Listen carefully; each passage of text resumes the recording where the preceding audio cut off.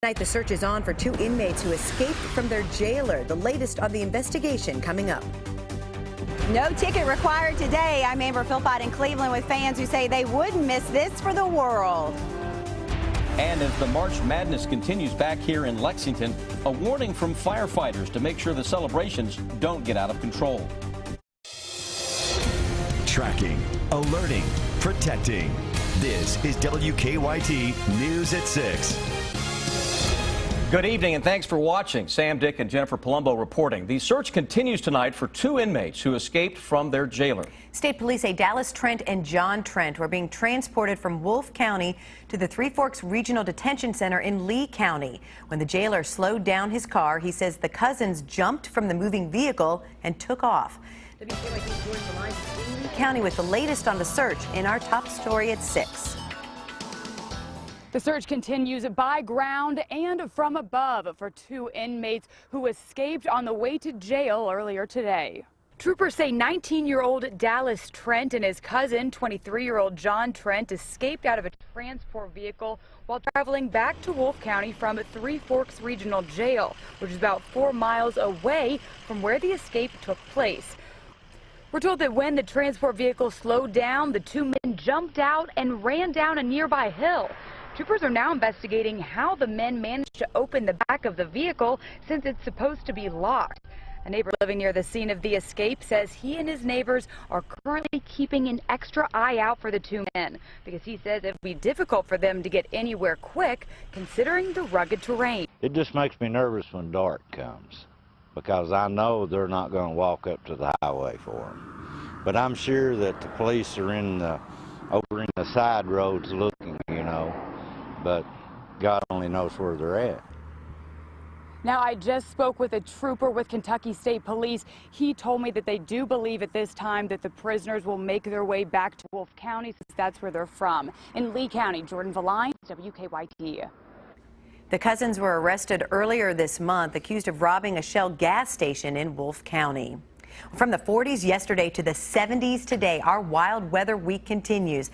But these spring-like temperatures won't last. I'm afraid not. Temperatures will crash by the end of the week. Chief Meteorologist Chris Bailey has a first look at your forecast and even some snowflakes in the forecast. What's going on, man? It's at least a possibility. I know it's a weather world gone mad. 40s yesterday, as you mentioned. We promised a big temperature swing today, and it's an even bigger swing coming up tomorrow. Unfortunately, kind of goes the other way. Let's enjoy the moment without looking too far ahead of us. And the moment showing a lot of 70s throughout central and eastern Kentucky. 72, a popular number for Lexington, for Somerset, Danville. How about Richmond and Mount Sterling and Moorhead, all at 72 degrees. 77 right now into London. That's the hot spot across the entire region. Live First Alert Defender, calm and quiet this evening, exactly what you want to see if you're going to be out and about. Something else you don't want to see, though, thunderstorms off to our west. That's a big severe weather outbreak ongoing now for parts of Missouri down into Arkansas. Even tornado warnings out for those storms. That's with a cold front and an area of low pressure that'll park itself across the Great Lakes by tomorrow afternoon. It'll drag that front through here.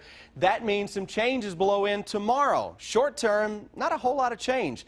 Generally 60 to 65 degrees right on through the 11 o'clock hour. But when I come back in about 10 minutes, focus of the forecast, guys, will be on a major temperature drop that is on the weather menu for your Thursday.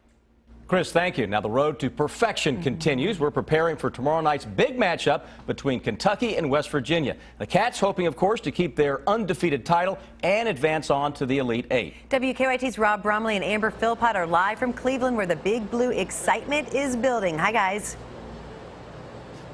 Well, good evening to you from Cleveland, and you're exactly right. The excitement is building, and now the pressure continues to build for the Kentucky Wildcats. A lot of the Big Blue Nation already in town in getting ready to see their Cats in this pursuit of perfection. Rob, this team is battle-tested. They prove time and time again that they can get it done on the court. Well, that's true. They've handled everything so far, and really no reason to think that they won't be able to handle it tomorrow night. They're a solid 12 to 13-point favorite, but the competition also gets tougher. That is expected tomorrow night as the Cats take on West Virginia in the Midwest Regional Semifinals. Kentucky has handled every challenge up to this point.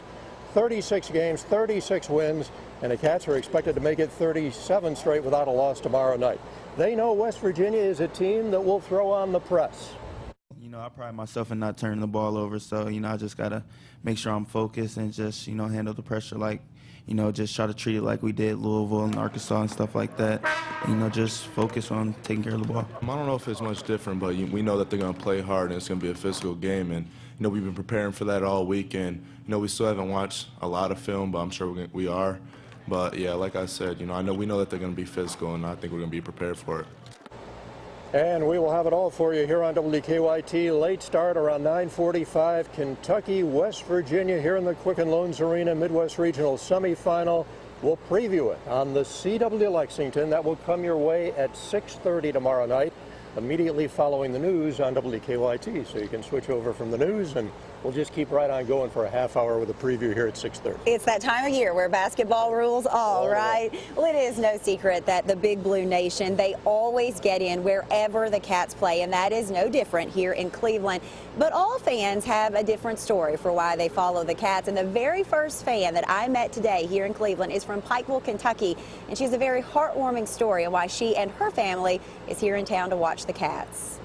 It is never a surprise that even on a day when the Kentucky Wildcats are just practicing, the Big Blue Nation shows up and does so early. Took the afternoon off to come watch the Cats play.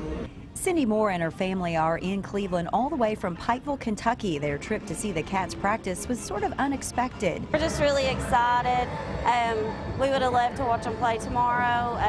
My mom was scheduled for open heart surgery this morning in Cleveland Clinic.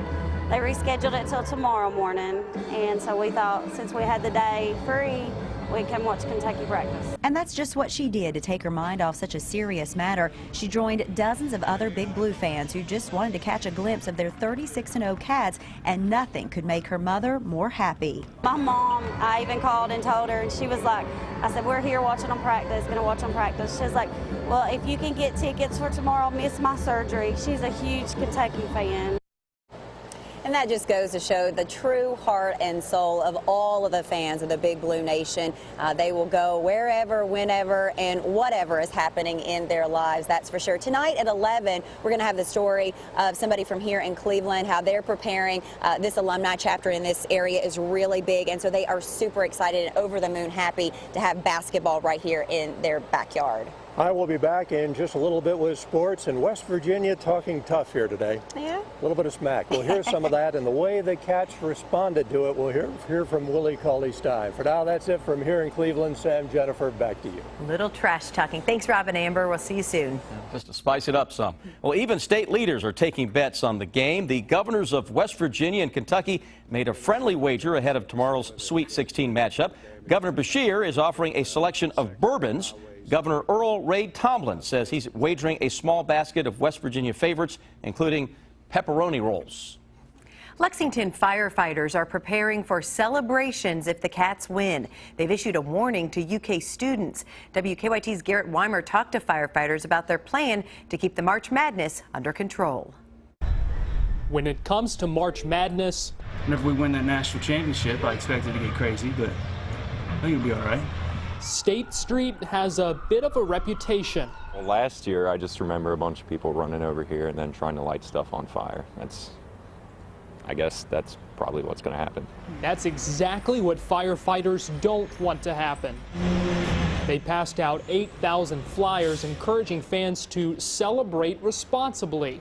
We're excited. We want to celebrate as well. We just want people to be a little more responsible, think about their safety when they're out and about. The fire department is also asking students who live here to either get rid of or move any furniture that they may have outside, a step that could make it harder to light certain items on fire, if not remove the temptation to do so. The tips are simple steps that firefighters say should be easy for fans here to follow. Move your cars. Don't break glass. Wear shoes, not sandals. But some students doubt it'll help.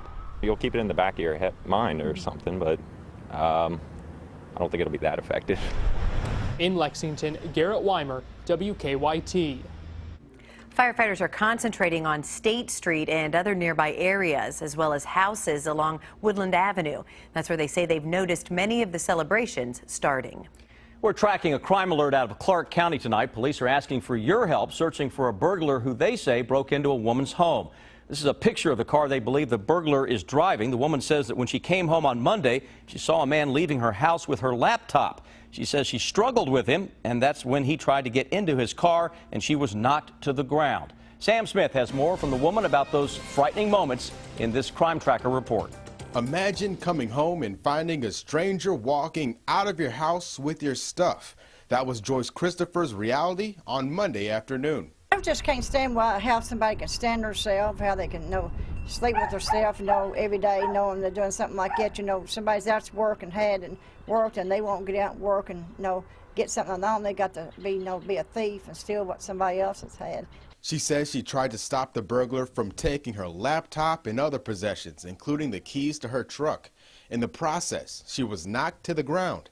Police say the suspect then got into a red Toyota Solara and drove off, but not before Christopher tried to stop him again. But he tried to run me down, and I've already started falling down underneath the car, and then my neighbor yelled and told me to move. He was going to run through, so I reached to the window and grabbed his shirt, and when I reached to the window to grab his shirt, he drug me out to the middle of the road, and his shirt tore, and that's when I ended up falling in the street. She wasn't hurt badly, but her sense of safety is damaged, especially because this was the third time her Maryland Avenue home was burglarized. When I leave the house, I'm afraid to even leave the house anymore. They don't know what I'm going to come back into, and maybe even one time they might be here when I come back. In Winchester, Sam Smith, WKYT. And police say the suspect is a white man about 5'10" with dark hair and a thin build. His red Toyota also has temporary license tags. Some scary moments this morning for a group of Southern Kentucky preschoolers on the way to school. School leaders in Knox County say a bus ran off the road and into a ditch on Johnson Hollow Road. We're told 5 students were on board at the time. Those students were taken to the hospital to be checked out and are expected to be okay. Police say the bus driver had a difficult time sharing the road with an oncoming car. An update tonight about a stolen puppy we told you about last night. Workers at the Lexington Humane Society say Thompson the puppy has been returned. They say a couple took the 10-week-old dog yesterday by taking him into an outdoor play area, then throwing him over the fence. Just a few hours ago, they announced the puppy was returned after they got a tip from an anonymous caller. We were hopeful. We always kept our hopes up because we wanted Thompson to be okay, and we did everything that we could to get the word out there. Thanks to the community, thanks to WKYT for spreading the word and getting that message out there. Thompson was rushed to a medical suite for full evaluation. So far, he just has a sprain. There's no word yet on whether the couple will face charges. Still to come on WKYT, construction on a new shopping center in Lexington will be put on hold again. We'll tell you what is causing the delay coming up.